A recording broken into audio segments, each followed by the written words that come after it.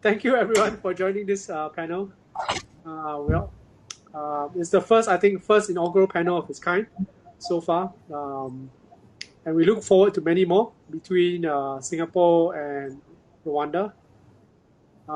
We have next 30 minutes, we'd like to discuss a very interesting topic of Rwanda-Singapore digital trade and financial services. And we have a very esteemed panel before us. So for the audience, we would like to name the fellow panelists in front of us, if you're not familiar. From Singapore, we have our Chief FinTech Officer, Mr. Sopnendu Mohanty, and he's leading our FinTech developments in Singapore. And from Rwanda, we have our Permanent Secretary for Ministry of Trade and Industry, Mr. Yves Bernard Ningbare. We also have from the Rwanda Finance Limited, our Chief Investment Officer, Tudi Moleyu. And from the Rwanda Development Board, who's head of the Special Economic Zone, as well as the Export Facilitation. And she's also the Vice Chair and Board of Directors of the Rwanda Standards Board, Ms. Diane Zonga. So thank you everyone for joining this panel. There are three themes we would like to go through in the panel today. And I think this is will be an interesting area because it is very prevalent and quite relevant to all the attendees present. The first thing we wanted to discuss was about the current climate, both in Rwanda as well as Singapore. I'd like you to share with the audience what are your views on what has changed over the last 1 year and a half, especially the current pandemic. What of these changes are structural changes and what are temporary changes? Secondly, we would like to get your thoughts on what are the potential for deeper cooperation between Rwanda and Singapore, and on a wider basis between East Africa and Asia and ASEAN, and what initiatives are already in play between both of our countries. And then finally, we'll end the panel on a more optimistic note. In the near future, what do you foresee in terms of these initiatives and what benefits would they bring to our businesses, both in Singapore as well as Rwanda? The conversation can be free-flowing, so at any time, if anyone wants to jump in and share their views, please do so. But I may start off by directing questions to a few people to start the discussion. So to kick things off on the first topic, I think we've noted that since the start of the decade in 2020, while initially there was strong promise on the move towards a more wider and integrated community, global community, I think we also saw the rise of the pandemic in the early 2020s. And that caused great structural change in both trade, supply chains, financing, financial services, as well as general consumer spending patterns. There was also a wider impact on the shrinking economy, and that sort of downstream impacted small and medium-sized enterprises, both in terms of how they survived as well as how they traded overseas. Some interesting statistics from the IMF was that the recent shrinkage in 2020 of 4 to 5% globally is the worst plunge in global growth since the Great Depression in the 1930s. So it's a very substantial impact. So the first question we thought we'd like to ask the panel is, just given this great structural shifts in global dynamics, both in terms of trade as well as financing and financial services, what do you foresee as the key changes for trade, development, support, and financing in Rwanda and East Africa? And conversely also in what changes do you see in Singapore as well as Asia? And between the two continents, what kind of trade impacts do you foresee? And maybe as a way to start it off, I'll direct it to my Chief FinTech Officer, Sopnendu. Maybe would you like to give the opening thoughts just in terms of a landscape? What are the major changes you see? What are these key changes that are here to stay that people should take note of? Thank you. Sorry, I'd raise the hand, right? Yeah, okay. No need. Okay, now it's okay. Okay, again, good afternoon, good morning to colleagues from Rwanda. Well, I think there is a if you talk about structural shift, one shift which has happened is pandemic and post-pandemic impact, and almost like a non-negotiable or a hygiene shift is that we got to get digital as a native architecture. And if you just think about briefly, if you think about Rwanda, where I understand 98% of enterprise in are SMEs, small business, small medium enterprise, and they provide almost 40% of private sector employment. If you compare to Singapore, the similar number, so high 90s of enterprise are small, medium enterprises, and they employ close to 60% of workforce. What it says that small businesses are the backbone are the structural backbone of any economy, and COVID has put an unprecedented pressure on this structure for their own survivability, in their own impact, because they were displaced in terms of their businesses, and both the government, I'm sure Singapore has done significantly a lot of intervention during that period of injecting support to the small businesses, and we have seen that that one sector which has survived the crisis is the service sector, and the ones who have survived that crisis within the service sector are the ones who are digital before COVID. And during COVID crisis, we saw an unprecedented demand for digital shift. Small and before COVID, when people talk about digitalization of SMEs, they kind of almost like without thinking much, they reflect is the electronic payments. That's digital at best, and some website where people can check about the company. But the true digital transformation is when it happens end to end, where every operational aspect of a small business becomes electronic, becomes digital, from accounting, from payroll system, from suppliers matching, invoicing, finding buyers, getting into a platform. Nowadays, the technology has been so eloquent. You don't need to buy software. You can just straight through the API consume services on the internet and be completely digital to day one.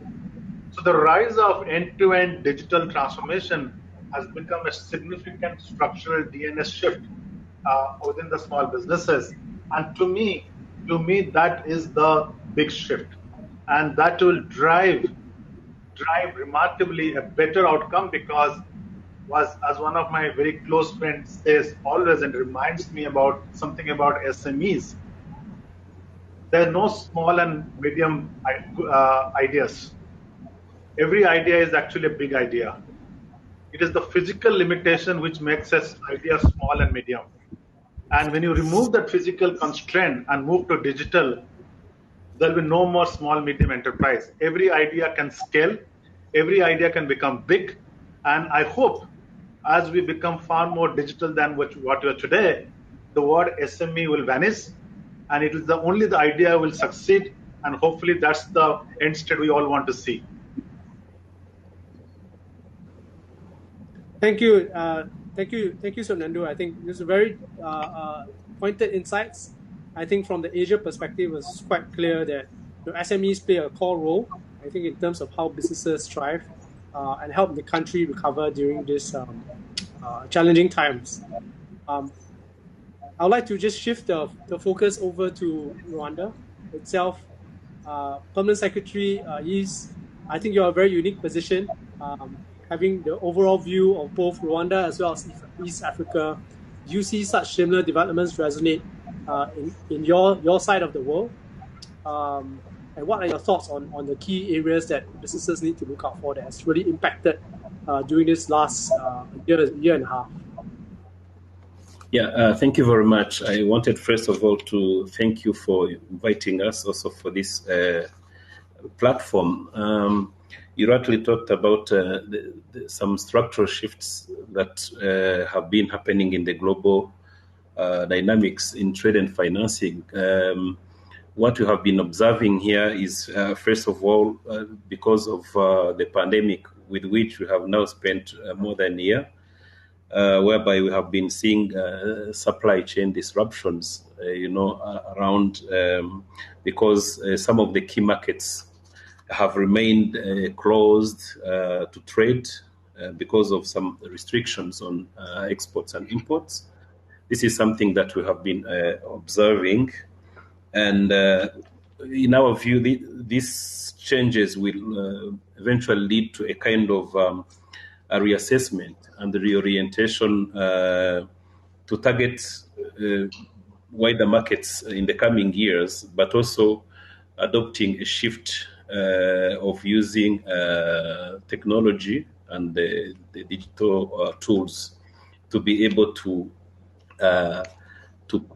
reach out to the markets, because one of the things that we learned from this pandemic is that we shall need to change the way we have been, engaging, using these online platforms that bring together the buyers and the sellers. But of course, there are some other players in the market which also we shall need to bring on board. I'm talking here about banks, I'm talking about logistics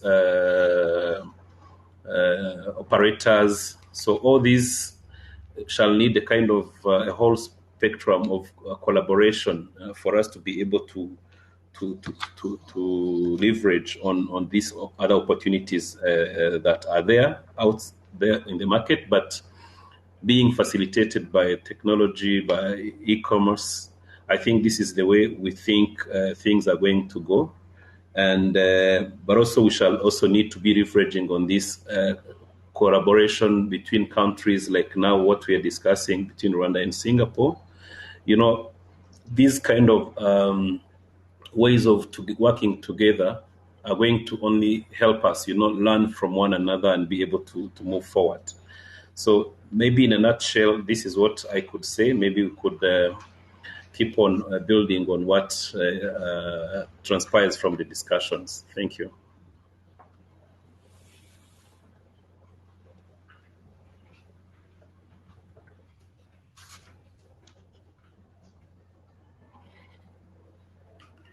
Eugene, you're muted.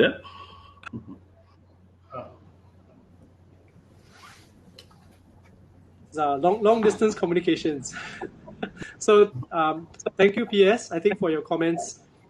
Just how do we leverage on digital infrastructures, both domestically as well as internationally? I thought that was very, very important, especially during the current climate where travel was restricted, where it's difficult to go for physical face-to-face meets.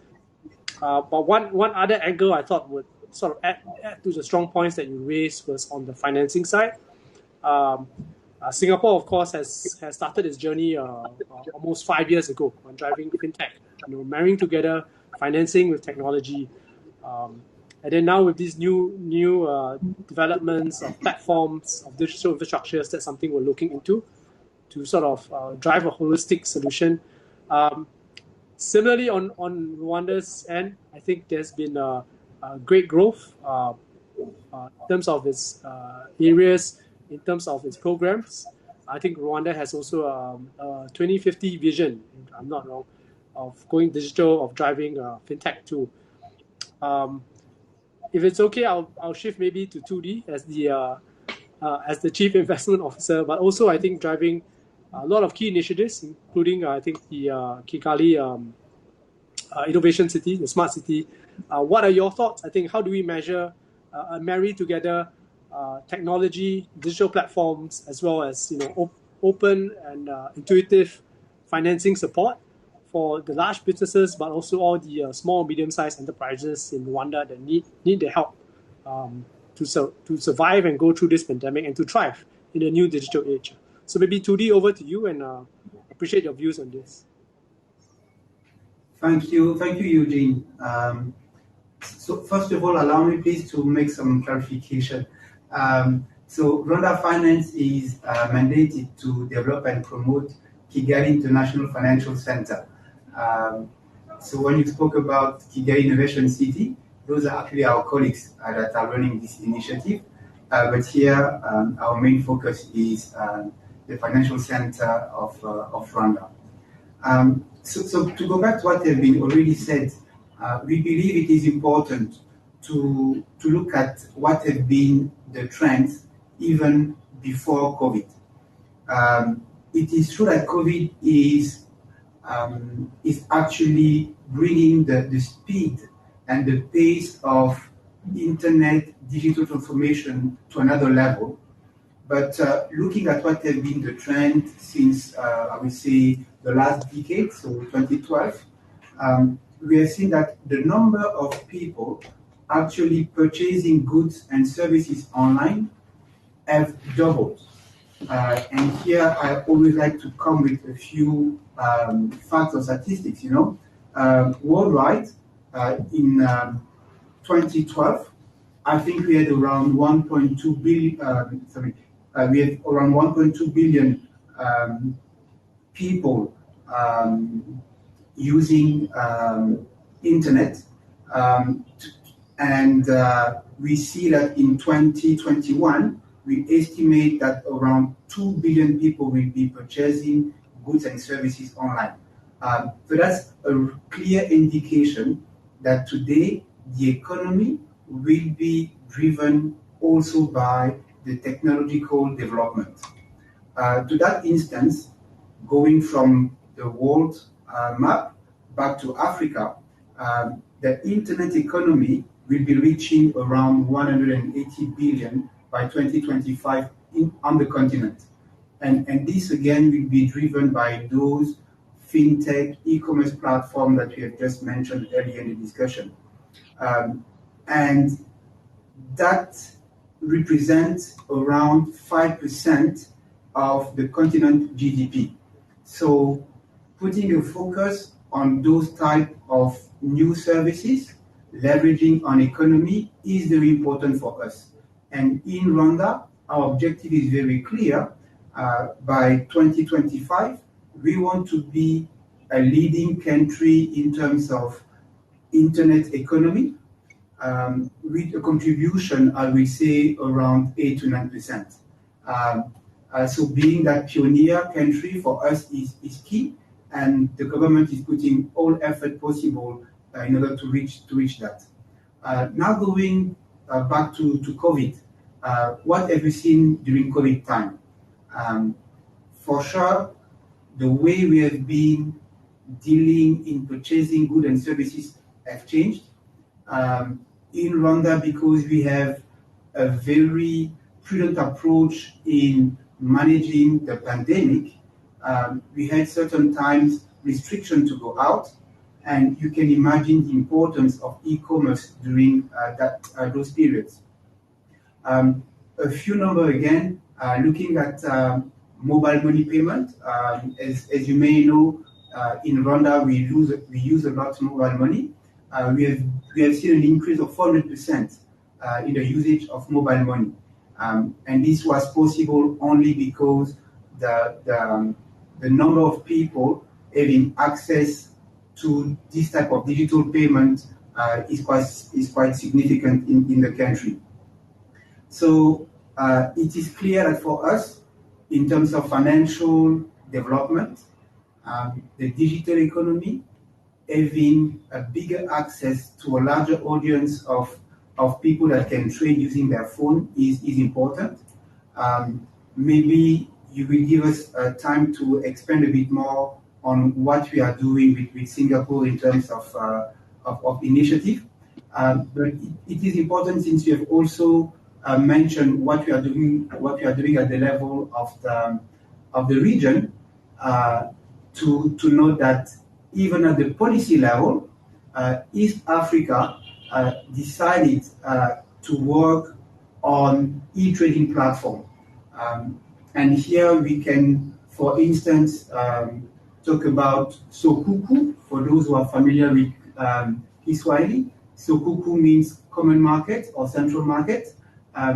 It is a new platform that all East African countries decided to develop in order to connect the businesses around the region to form this new integrated African market. and this will have a big impact. The company in charge of this development is estimated the impact in the next 4 to 5 years to the creation of 600,000 SMEs for over 20 million jobs. So when we talk today, e-businesses, e-economy, they are not only words, but they are actually things that people are experiencing on a day-to-day basis. I will pause here and also let my other panelists share their views. Thank you. Thank you, Tudi. I think that was very in-depth, I think, and very exciting on the initiatives that you shared. Both, I think, in terms of what Rwanda Finance as well as Rwanda is driving, but also on the broader East African basis. I think the East African, the common market, that the platform sounds very promising. And I think it's a nice segue to transition to Diane. Hopefully Diane is still connected. One area I think we wanted to talk to her about was as the focus on Rwanda Development Board, export facilitation and special economic zones. How does she see the connectivity between Rwanda and Singapore and East Africa and Singapore? And what opportunities, given that how COVID has changed the game, how COVID has changed business is traditionally done, has this brought new opportunities and has this sort of energized Rwanda Development Board to drive new incentives, both between Singapore and the potential beyond that? So maybe, Diane, I'll hand it over to you to share your thoughts on this. Yeah, thank you so much. And let me thank the organizers of this interesting session for inviting RDB. And I would like also to thank PS and other panelists for sharing their views. So on our side as RDB, I'm going to mainly focus on business related, like relationship with Singapore, and I will also referring to this pandemic. So, when the pandemic kicked off, it was basically in China. And, China is one of our like sourcing country we have in the country.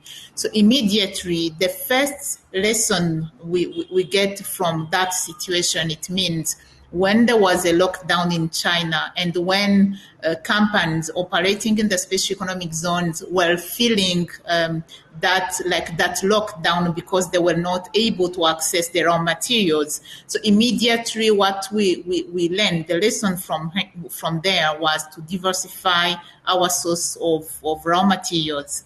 And Singapore is one of the targeted countries where we are looking at now.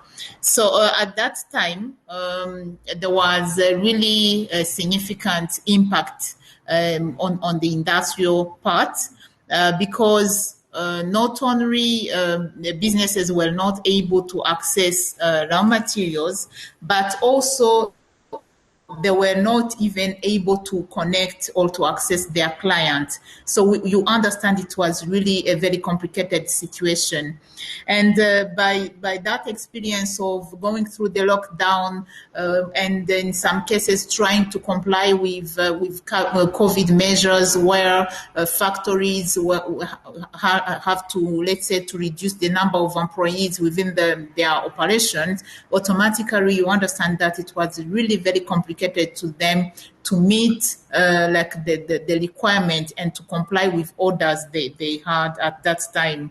So which means a number of businesses really, they lose their client, they canceled their contract because of sourcing raw materials mainly from one direction.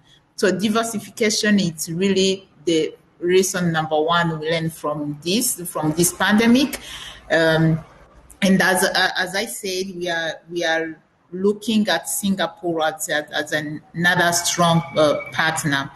So coming back to challenges related to the pandemic as well, here I can talk about challenges related to access to financial related issues. So you see, if businesses are not accessing. Hello, can you hear me? Yes, we can hear you. It's clear. Okay, sorry. So if businesses cannot access raw materials, are not able to produce, it means automatically they are facing issues, financial related issues, cash flow issues. So which means during the period of lockdown, businesses were had to pay their fixed expenses, like the fixed costs, such as paying salaries, paying rent, paying taxes. So they were not really able to cover all those costs. So then you understand they were seriously suffering, and that's why government put in place the recovery fund. With the intention of supporting and assisting those industries who were suffering because of the pandemic. So regarding the changes from this situation, changes we have now, and those changes are here to stay. So as my colleagues or the mentioned, it's really there are some specific areas where we are facing changes, and those changes will remain there. So I can talk about the ICT related infrastructures, the development of those infrastructures. So as now, almost each family in Rwanda, they have a mobile phone, and with those mobile phones, they are able to do a number of operations online. So that is something really which is going to stay even after the pandemic. And not only the mobile phone, but there is also the internet penetration, where we are now at more 62% of the population, they have access to the internet.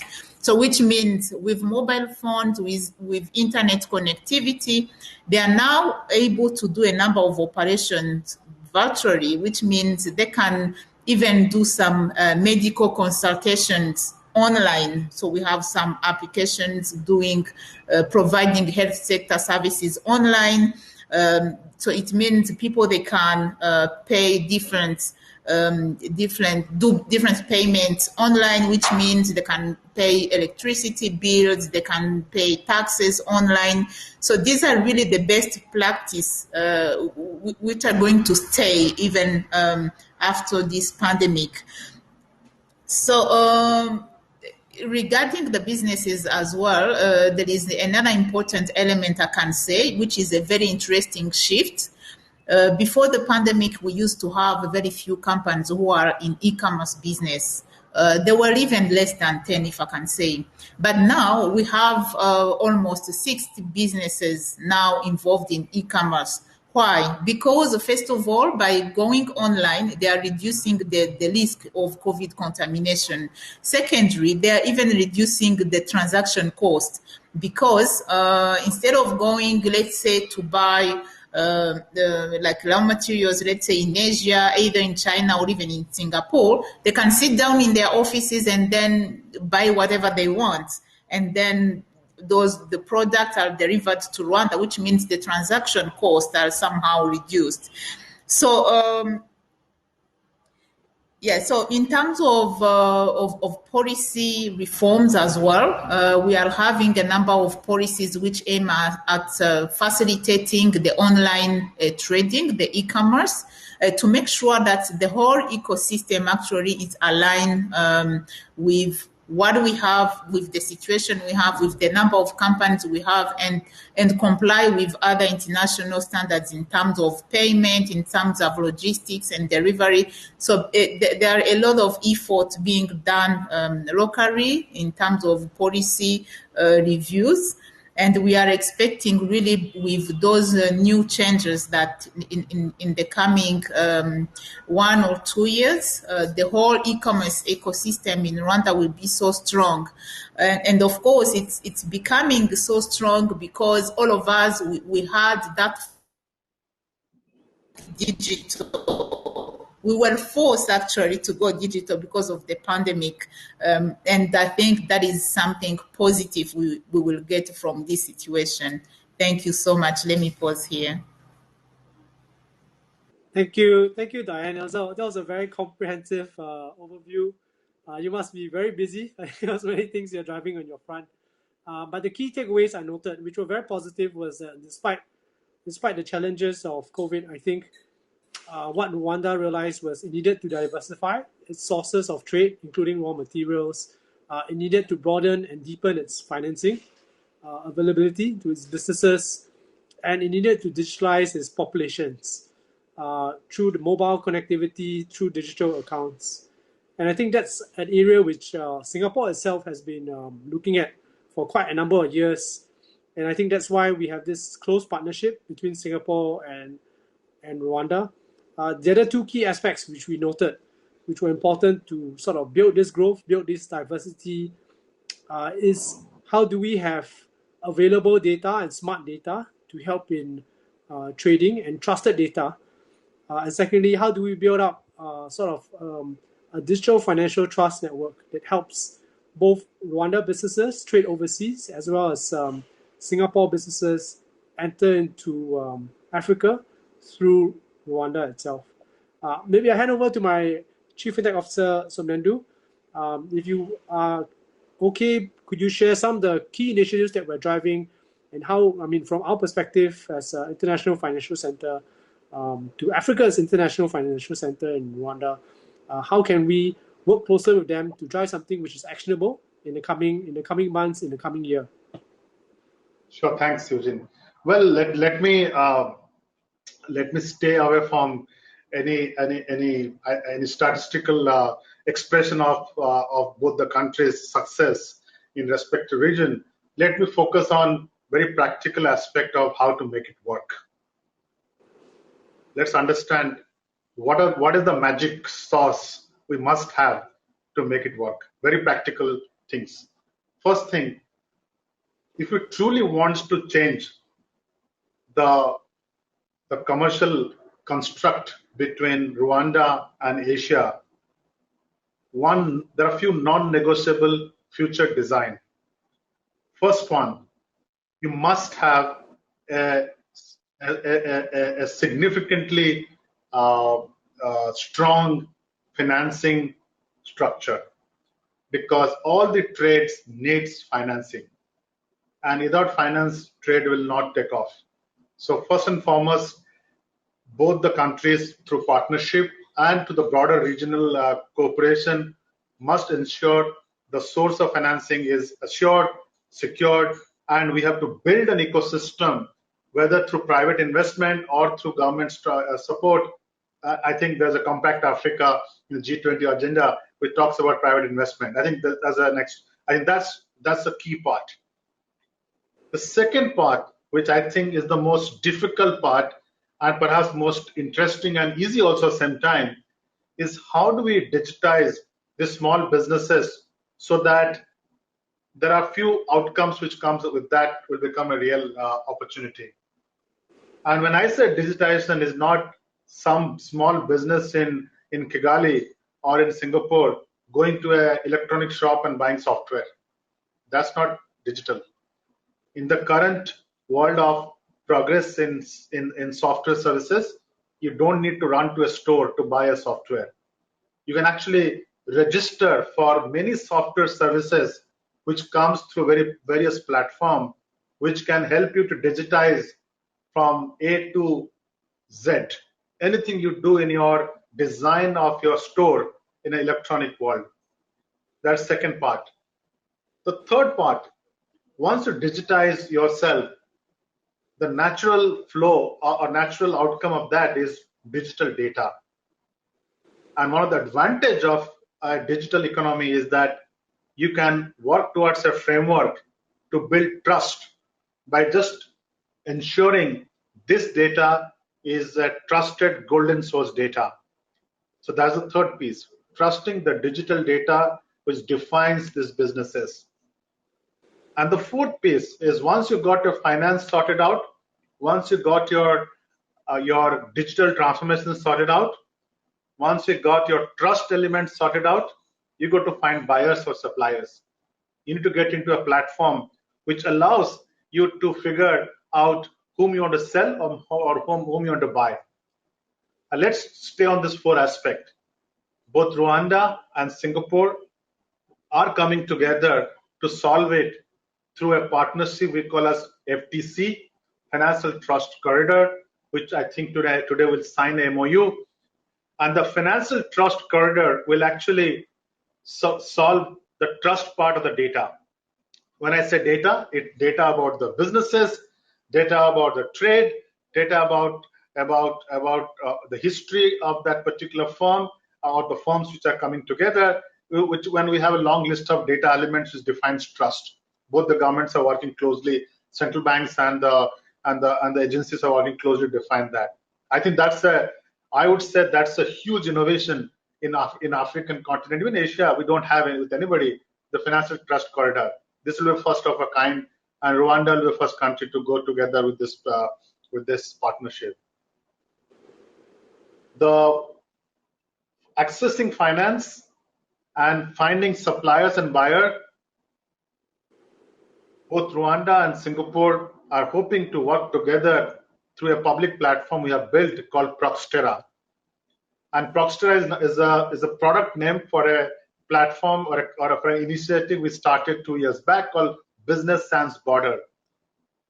We strongly encourage, and we are hoping both the countries will work together through the respective agencies to bring businesses to the platform, networks to the platform, where they can not only find the matching buyers and supplier, they can use the underlying trust data to get instant access to finance, instant access to digital services, include from legal to logistics to other services which can facilitate a trade from point A to point B.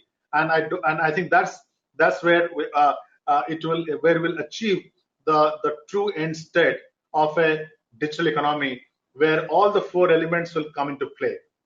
But as a first step, I think both the governments are working hard, and hopefully today become that historic moment where we will sign that FTC agreement, which will provide that foundation for the data to be created and trusted. And hopefully after that, businesses and networks from both Rwanda and Singapore and other parts of the world will join the Proxtera platform, and hopefully that will lead to the tremendous potential Africa has today, and also Asia has today, to come together and work closely. And hopefully that will improve not only the SMEs business growth, but also people whom they employ, and the overall GDP of this country and the prosperity of the country. Thank you, Chief FinTech Officer. So Nandu, I think it gives us a very promising vision, both in terms of a new innovation we're driving between Singapore and Rwanda, as well as what to look forward to in the coming years' time. Time has really flown. I think we've already spent 40 minutes together. Maybe as a quick way to slowly close this out, I'd just like to hand the floor finally and a final few messages to Permanent Secretary Yves. Would you like to say a few words? I think both to the panelists as well as to the viewers. We have quite a number of viewers, both from Rwanda as well as Singapore. What are your views? I think in a year's time, do you see this partnership growing? And what are your hopes that our businesses can benefit from this close relationship? Yeah. Thank you very much, Eugene. First of all, I wanted to thank the Chief FinTech also for the key hints that he just shared, which are really very valid and where we are going to work on together. But I wanted to also comment on this joint initiative between Rwanda and especially the Minister of Trade and Industry and the Monetary Authority of Singapore to have this Proxtera platform, in place. This is something that is going really to help us leverage on the power of e-commerce and digital trade. And as we speak now, we have already onboarded around 3 local firms, each offering a number of products. This also offers a new market, that for Rwandan products. And these range from the specialty and premium globally recognized coffee and tea to other horticulture products, like honey, fruits and all. And this is just the beginning. And we believe as we fine-tune the other part that the Chief FinTech Officer just mentioned of financing, we expect in the few days to come to have many more onboarding, because this has also been a very key, a very important barrier, which we are together working on. But I also wanted to say that these platforms not only are going to serve, as opportunities to get markets, but also opportunities for technical skills acquisition on the part of the firms as well, because you get to know how things are done, you get to know what the other side of the market expects from you, and in between there is a whole range of improvements also in terms of quality of products. You get to know the feedback instantly from the market. I think this is something that is also going to be an additional benefit, but also cutting out a number of middlemen, who also have been on the way and trying to also limit, the potentials of these small enterprises, but also cutting at the same time the length, the time that it used to take, for all these transactions to happen. Something else I wanted to say is that for all this to be a success for all of us, there is need for a kind of holistic approach, if I would say, for all this to materialize. By a holistic approach, I wanted to say that it requires the private sector to be on board, the sellers, the buyers to be on board, the financial institutions, and the whole ecosystem of players, the logistics, the regulators, that holistic approach, in my view, is what is going to help us, achieve that. Because on the technical part, putting in place the platform and the FTC framework, for the financing, we believe this way of working together holistically is going to really help us, achieve much more. And also, it's also an opportunity also for us to learn a lot, because this is a new concept. As Diane said, we're trying also to fine-tune and streamline our policy orientations and strategies around e-commerce and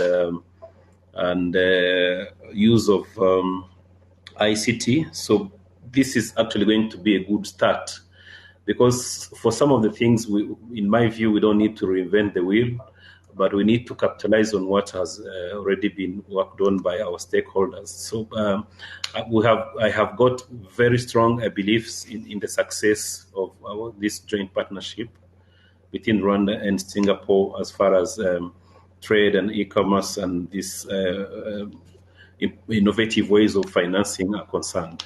So thank you so much. Eugene, I just want to take 30 seconds, maybe 10 seconds.